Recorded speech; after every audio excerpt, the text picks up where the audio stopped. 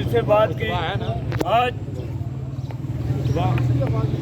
आज मैं देख रहा था, अभी एक स्टेटमेंट नज़र से गुजरी कि ये जो ईवानों में बैठे हुए, मैं हमेशा ये कहता हूँ कि ये मेरे और आपके अजीज़ हैं, क्योंकि हम भी सियासी जमातों से वाबस्ता है। आज स्टेटमेंट गुजरी कि ज्वाइंट अवामी एक्शन कमेटी के ऊपर जो पहले FIR हुई थी वो खोली जाए, इनमें ताजरान के लोगों पर जो केसेस थे उनको गिरफ्तार किया जाए। ये उनकी बुखलाहट का आप इस बात से अंदाज़ा लगा सकते हैं कि ज्वाइंट अवामी एक्शन कमेटी ने बुनियादी अवामी हकूक़ की बात की, लोगों को शऊर दिया। मेरे दोस्तों, 76 सालों में हमें तकसीम किया जाता रहा, जमातों के नाम पर, अज़ला के नाम पर, बरादरियों के नाम पर। मैं समझता हूँ कि ज्वाइंट अवामी एक्शन कमेटी ने अवाम को शऊर दिया कि वो अपने बुनियादी हकूक़ के लिए बात करो। और आज शुक्र अल्हम्दुलिल्लाह 9 माह से चलने वाली ये तहरीक आम आदमी की तहरीक बन चुकी है। जो लोग ये बात करते हैं या ये बात सोचते हैं कि चंद लोगों को गिरफ्तार करने से ये तहरीक दब जाएगी, ऐसा बिल्कुल भी नहीं है।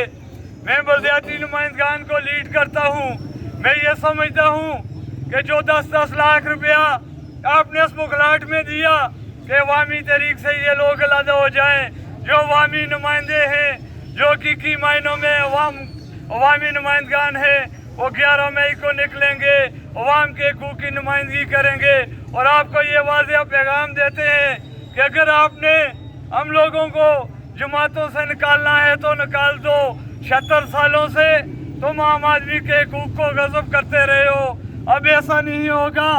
ये लोग अपने बुनियादी हकूक़ की बात कर रहे हैं। मेरे दोस्तों, आपने घबराना नहीं।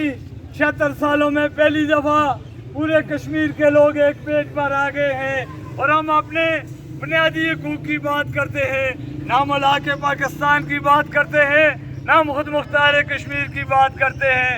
ये जिनकी रोज़ी रोटी दलाली करने में लगी हुई है, ये वो लोग ये बातें, ये अफवाहें फैला रहे हैं।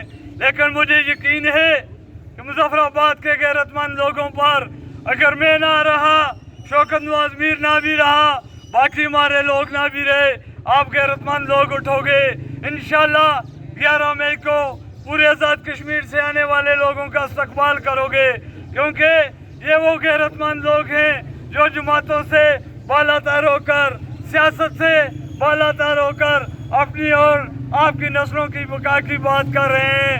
ये कोई जुर्म नहीं कि हम ये कह रहे हैं कि हमें पैदावारी लागत पर बिजली दी जाए। हम लोग ये बात इसलिए कर रहे हैं कि हमारे दरियाओं का रुख मोड़ा गया।